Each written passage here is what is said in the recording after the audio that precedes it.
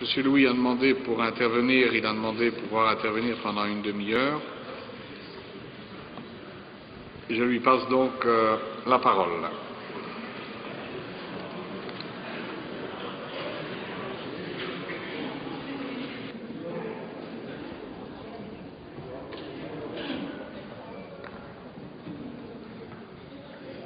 Merci, Monsieur le Président.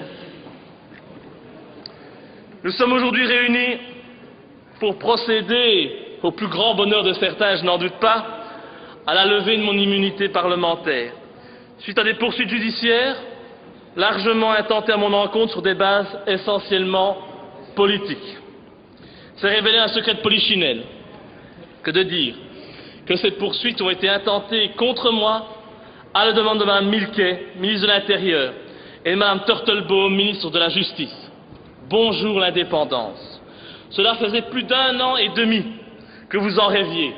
La justice a enfin décidé et répondu à vos attentes en demandant mon renvoi devant la Chambre du Conseil de Bruxelles le 21 janvier 2014 à 9 h. Et j'invite d'ailleurs tous les citoyens belges qui veulent me soutenir à venir nombreux à cette audience.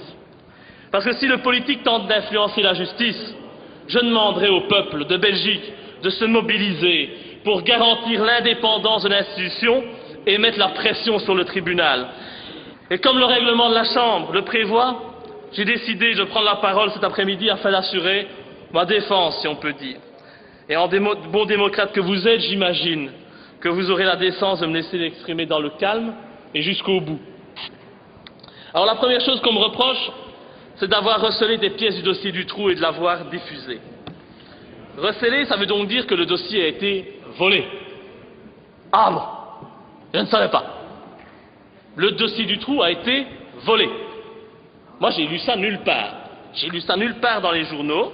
Et donc, dois-je comprendre que l'État belge est incapable de protéger le dossier judiciaire le plus important des 20 dernières années?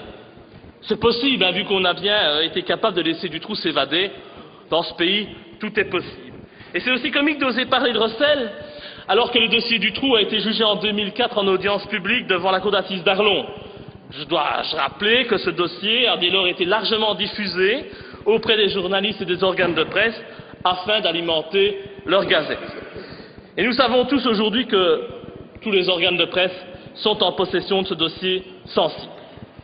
Mais allez, admettons, je veux bien vous faire plaisir, admettons que ce dossier que j'ai reçu d'un ancien parlementaire, un membre de l'ancien parti vivant, M. Albert Mailleux, et non d'un criminel, hein.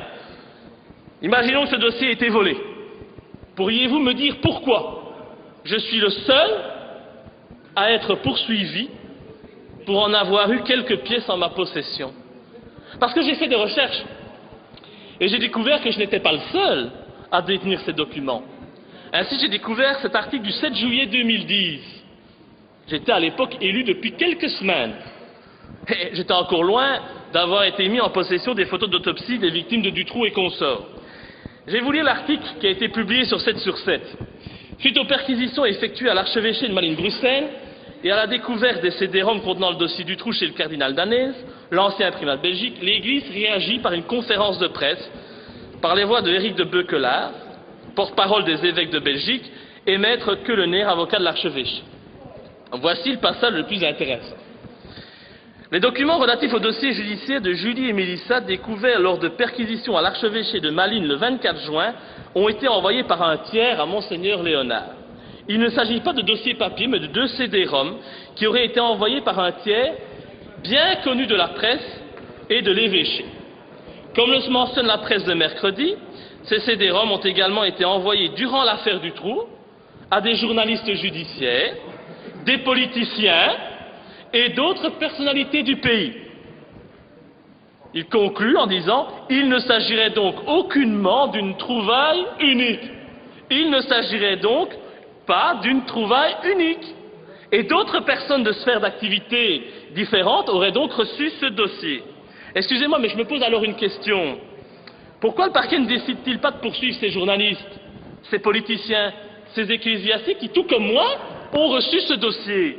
Pourquoi la justice ne décide-t-elle pas de poursuivre le cardinal Danez, Monseigneur Léonard, Non, non, non, non, non. La justice décide de poursuivre uniquement Laurent Louis. Et lors des perquisitions qui ont été effectuées à l'archevêché de Malines-Bruxelles et chez moi, c'est le même dossier qui a été retrouvé. Eux ne sont pas poursuivis, mais moi, je suis poursuivi. Pourquoi une telle différence de traitement? Pourquoi ne poursuit-on pas ceux qui ont diffusé ce dossier durant le procès du Trou? Pourquoi décide-t-on uniquement de me poursuivre, moi, pour avoir révélé aux Belges, qui voulaient bien l'entendre, la vérité sur le dossier du Trou? Pourquoi? Peut-être parce que je suis le seul parmi les personnes à avoir eu accès à ce dossier, à avoir osé dénoncer ce qui s'y trouve, les invraisemblances et les mensonges qu'on cache à l'opinion publique. C'est à celui qui a eu le courage de risquer sa vie pour la vérité, sa carrière pour la mémoire de ces pauvres enfants violés jusqu'à ce que mort s'en suive, qu'on s'en prend. Preuve supplémentaire que des gens haut placés ne veulent pas que la lumière soit faite sur ce dossier. La réalité, c'est que Dutroux n'est que la petite main d'un réseau bien plus large, se composant d'une certaine élite du pays, des gens qui sont en mesure de faire étouffer la vérité. Et pour rappel, la justice a voulu nous faire croire que les fillettes, Julie et Mélissa, étaient mortes de faim dans la cage du Trou lorsque ce dernier avait été incarcéré quelques semaines pour une affaire de vol. Alors, si les fillettes sont mortes de faim, moi j'aimerais bien savoir, parce que je suis peut-être bête et que je ne comprends rien, mais j'aimerais bien savoir, j'aimerais bien qu'on m'explique, une fois pour toutes, comment il se fait qu'elle présentait sur les photos d'autopsie des béances anales et vaginales de plus de 5 cm. Mais c'est vrai, madame, vous avez peur de dire la vérité. Vous voulez me faire croire qu'elles se sont faites cela toutes seules dans la cache. Et pourquoi? Pourquoi a-t-on refusé d'analyser les 6000 traces ADN retrouvées sur les fillettes et dans les caches? Du sang, du sperme, des cheveux, des poils. Pourquoi n'a-t-on pas été plus loin? Avait-on peur de retrouver la trace de personnalité influente? Je suis quand même bien en droit de me poser cette question partagée par l'ensemble du peuple belge. Et j'aimerais profiter de cette tribune pour vous dire que ma démarche, et Mme Fonck aurait dû entendre ça, elle a été soutenue en juillet 2012 par la grand-mère de Julie Lejeune en personne. Cette grand-mère qui m'a contacté lors de mes révélations pour m'apporter son soutien. Mais vous ne voulez pas l'entendre. C'est pourtant la grand-mère de Julie qui m'a apporté son soutien. Cette dame s'est plainte auprès de moi de n'avoir jamais eu accès aux photos des fillettes, son beau-fils lui ayant interdit de les voir. Cette dame était prête à me soutenir, visiblement, mais elle s'est finalement abstenue par respect pour le frère de Julie. Me soutenir aurait eu comme conséquence qu'elle se serait opposée à son ex-beau-fils, Jean-Denis Lejeune, qui a été manipulé par le pseudo-journaliste Marmet de Penningen, manipulé par les politiques et la justice pour qu'il ferme les yeux sur la réalité de la mort de sa fille. C'est une vérité difficile à entendre, mais je ne l'invente pas. La justice me reproche ensuite d'avoir outragé le Premier ministre, Di Rupo, un comble. J'ai outragé l'homme qui, tous les jours, depuis sa nomination, se moque des citoyens et de ses électeurs en menant une politique ultralibérale et en pratiquant la chasse aux chômeurs, malgré ses prétendus idéaux socialistes. Dingue, c'est plutôt lui qui mériterait d'être jugé par un tribunal pour haute trahison. Mais bon, passons, c'est un autre sujet. Donc j'ai eu la mauvaise idée d'accuser le Premier ministre d'être un pédophile. Ouais, c'est peut-être une mauvaise idée si j'avais voulu faire carrière en Belgique et espérer rentrer dans un gouvernement de vendus, mais j'estime qu'il était de mon devoir d'informer la population sur la personnalité de l'homme le plus puissant du pays. C'est pour moi un devoir en tant qu'élu de la nation que d'informer les citoyens des vices et des crimes commis par nos élus. C'est ce que je me suis contenté de faire. Alors c'est vrai, Di Rupo n'a jamais été condamné pour pédophilie, mais un nombre très important de plaintes ont été déposées contre lui pour de tels faits, toujours pour les mêmes faits. C'est bizarre, non? Comme on dit chez nous, il n'y a pas de fumée sans feu. Mais le plus inquiétant, c'est que la destination a toujours été la même pour ces plaintes. La poubelle. Et c'est ça que je veux pointer du doigt. Les prétendues victimes étaient à chaque fois des criminels qui voulaient profiter de la notoriété de notre pauvre petit Elio. C'est tellement plus pratique de jeter le discrédit sur les victimes. En plus, quand on fait cela 5-6 fois et qu'on tourne les victimes en ridicule, on évite que d'autres personnes aient encore le courage de dénoncer les faits dont ils sont victimes. Pourtant, des PV, il y en a eu, comme celui de la police de Namur, portant le numéro 12-852/98, dans lequel est auditionné Jean-Marie Rulens, client de la boîte La Brique à Liège, qui déclare que Di Rupo s'y amusait avec des jeunes de plus ou moins 14 ans et qu'il les payait 15 000 francs, 375 € pour des gâteries, fellations et sodomies. L'audition de ce Rulens contient de nombreux détails. Il n'y a rien de farfelu dans ses propos. Et je peux même vous dire que j'ai moi-même rencontré un de ces jeunes qui fut jadis victime des pulsions sexuelles de Di Rupo. Cet homme qui a été violé, je suis désolé, c'est dur à dire, violé par notre Premier ministre alors qu'il n'avait que 14 ans. Cet homme est démoli, il a été harcelé par le système pour qu'il se taise, tout a été fait pour qu'il se fasse passer pour un fou, et aujourd'hui, il a d'ailleurs été interné par la justice. Imaginez comme c'est pratique. Une note du parquet portant le numéro 37 66 11 75 28/96 indique aussi l'identité de 2 mineurs âgés de 13 et 14 ans. Ces jeunes confirment avoir eu des relations sexuelles avec Di Rupo. Un PV de la BSR de Wavre de 96 mentionne le témoignage de Madame Delnest qui s'inquiète auprès de la police de voir Di Rupo aller et venir avec des jeunes gens dans un immeuble voisin. La police n'effectuera aucune enquête de voisinage, malgré que d'autres voisins confirmèrent les dires de Madame Delnest. Un rapport de la Brigade nationale de gendarmerie du 9 octobre 96 insiste également sur les rapports spéciaux entre Di Rupo et de jeunes garçons. On y parle d'un jeune homme décrit comme le protégé de Di Rupo et qui a été retrouvé mort. Et les PV se poursuivent. Rapport de la BSR de Bruxelles, 3 décembre 96, qui relate des relations sexuelles entre Di Rupo et de jeunes garçons. Mais c'est clairement indiqué dans le PV. Vu la notoriété de Di Rupo, nous ne poursuivons pas. Est-ce qu'on doit accepter cela? PV de la police judiciaire de Bruxelles, portant le numéro 46-66-3 du 5 novembre 96, où le chauffeur de l'ancien ministre Graffé évoque des partouzes auxquelles participait Di Rupo. Le nom de Di Rupo apparaît encore dans une note confidentielle de M. Demanet, procureur général de Mons, et Marchandise, procureur du roi de Charleroi, daté de 96. Pourquoi? Parce que les coordonnées de Di Rupo figuraient dans le carnet d'adresse de Jean-Luc Finet. Et qui est ce monsieur? Il a été inculpé à l'époque pour détention de cassettes pédopornographiques. Tiens, comme c'est intéressant. Di Rupo a également eu un accident de voiture lorsqu'il était en compagnie d'un jeune garçon à Sarre-la-Buissière, à quelques mètres de la maison de Marc Dutroux. Mais comme par hasard. Mais moi, je suis désolé, je ne crois pas au hasard. Et il y a donc des PV, mais aussi de nombreux témoignages, un nombre impressionnant de témoignages, auxquels on n'a jamais donné le moindre crédit, même lorsqu'ils venaient de policiers assermentés. Ainsi, en août 1989, Di Rupo était à l'époque député européen. Eh bien, à l'époque, 2 policiers communaux surprennent Di Rupo en bordure du Grand Lac à Mons. Et avec qui?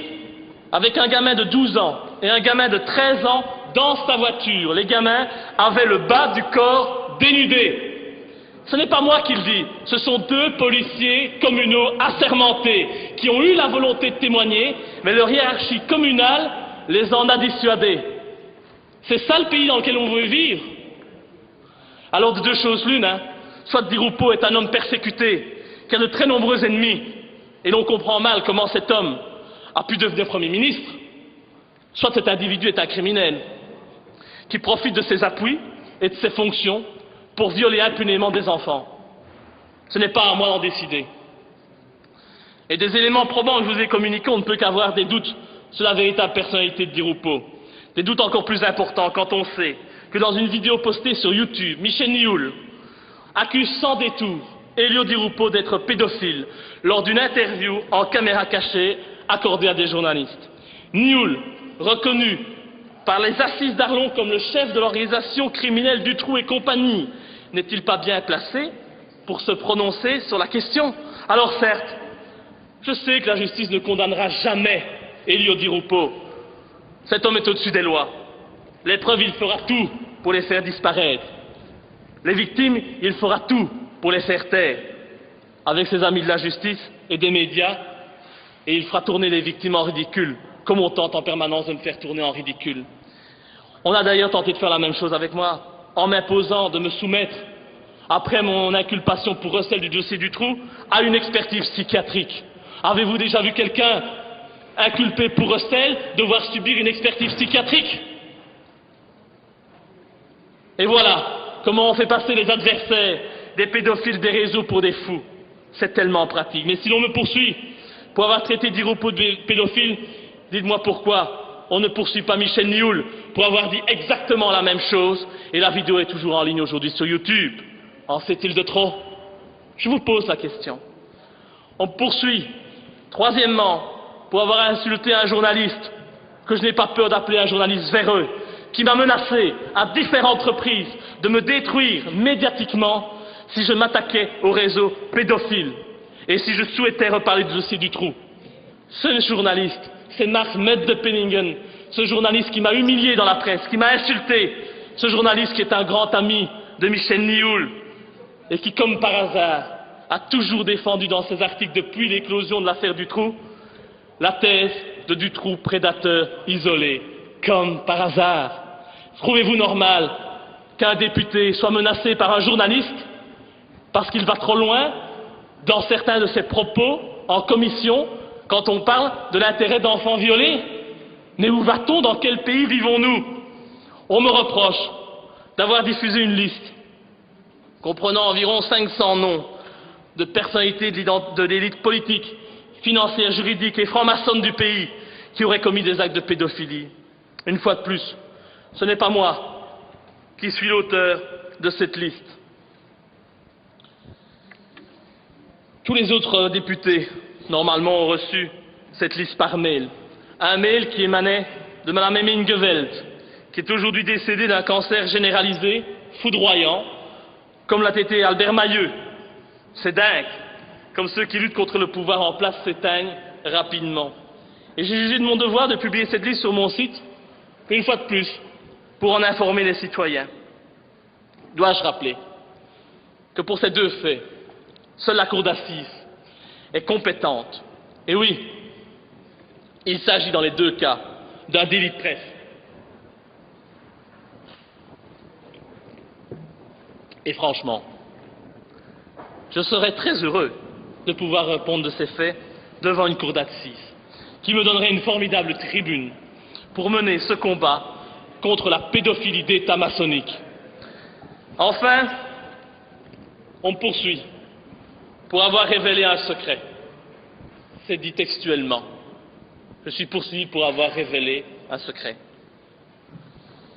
En l'espèce, d'avoir diffusé sur Internet le rapport d'autopsie de Julie et Mélissa sans avoir jamais, je vous le dis et je vous le jure devant cette assemblée, sans jamais avoir publié la moindre photo d'autopsie de ces pauvres enfants sur Internet. Contrairement aux mensonges publics répandus par un ministre Milquet. Avoir révélé un secret, c'est vrai. J'ai révélé un secret et j'en suis fier. Car c'est pour la mémoire de ces petites Julie, Mélissa, Sabine, Laetitia, Anne, Eve, ces filles violées que j'ai mis en danger ma carrière et même ma vie. Car des menaces, j'en reçois. Des menaces déguisées, des menaces sur ma personne et mes proches, sans parler du harcèlement médiatique. Si je n'avais pas les nerfs que j'ai aujourd'hui et le moral que j'ai, il y a bien longtemps, je me serais suicidé, vu tout ce qu'on raconte sur moi, tous ces mensonges qu'on véhicule, que certains élus véhiculent. Des menaces sur ma personne, sur mes proches, des menaces sur tous ceux qui osent m'apporter du soutien. D'ailleurs, le fait que mes soutiens aujourd'hui ne puissent assister à la séance plénière, c'est encore une preuve supplémentaire des menaces et des pressions dont je suis victime. Ainsi, sachez, je dis ça en passant, qu'il m'est devenu impossible, en Belgique, d'ouvrir un compte en banque. Impossible. Il m'est devenu impossible pour moi, malgré que je n'ai pas d'emprunt, de conclure un emprunt.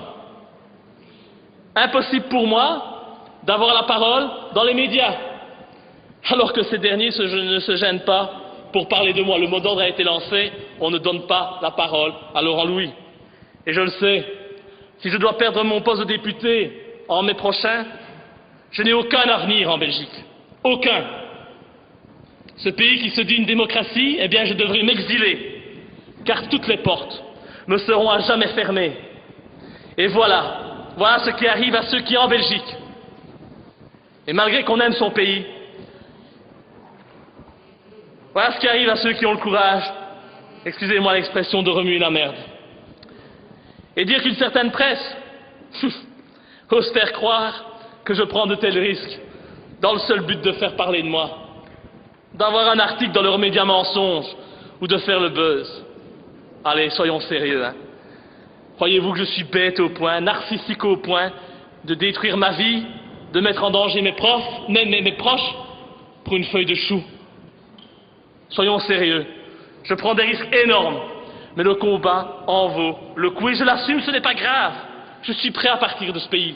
Je suis prêt à aller jusqu'au bout. Je suis surtout prêt à être candidat aux futures élections et à être réélu. J'irai jusqu'au bout, si on me laisse faire, bien sûr, et qu'on ne me retrouve pas suicidé un de ces 4 matins. J'irai jusqu'au bout, c'est mon devoir, et je fais cela pour mon pays. Ma Belgique mérite d'être dirigée par des gens dignes, ce n'est pas le cas aujourd'hui. Et comme je vous l'ai dit en commission, et pour en conclure, Monsieur le Président, je n'ai pas l'intention de faire comme certains élus criminels et de m'accrocher à mon immunité, je laisse ça à Monsieur Westphal. Et c'est donc avec force aujourd'hui que j'exige que vous leviez mon immunité parlementaire, afin que je puisse répondre de ces faits devant la justice. Je l'exige, et je vais même plus loin, en déposant à la fin de mon intervention une déclaration de révision de la Constitution, visant à abroger purement et simplement l'article 59 de la Constitution qui consacre l'immunité parlementaire. J'estime que les députés sont des citoyens comme les autres et qu'ils ne doivent en aucun cas disposer de privilèges. Cette immunité, consacrée par l'article 59, est un privilège.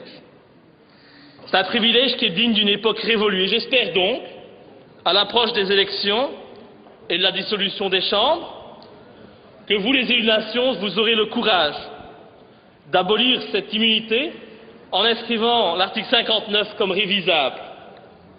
Vous en rêvez? Je le sais, je vous donne donc la possibilité. Allez-y, je suis une victime consentante devant vous. Levez mon immunité, j'irai en justice et vous ferez de moi une victime. Une victime du système que je combats depuis que je suis élu. Vous ferez ainsi la démonstration qu'il n'est pas bon s'opposer à vous et de défendre la vérité. Levez mon immunité, je vous le demande, mais pensez aussi le jour venu à demander également la levée de votre immunité à tous. Nous verrons, d'ici quelques semaines, lorsque vous devrez vous prononcer en séance plénière sur cette demande de révision, sur cette demande de déclaration de révision de la Constitution, nous voterons. Si vous êtes d'accord, nous allons dissoudre les chambres, nous irons aux élections un peu plus tôt que prévu, et nous verrons, bien entendu, si vous aurez le même courage que moi, ou si vous préférez toujours pouvoir échapper à la justice en vous cachant derrière votre immunité. Je vous remercie, il me reste juste une chose à faire, et je crois que le Parlement le mérite bien, c'est ceci.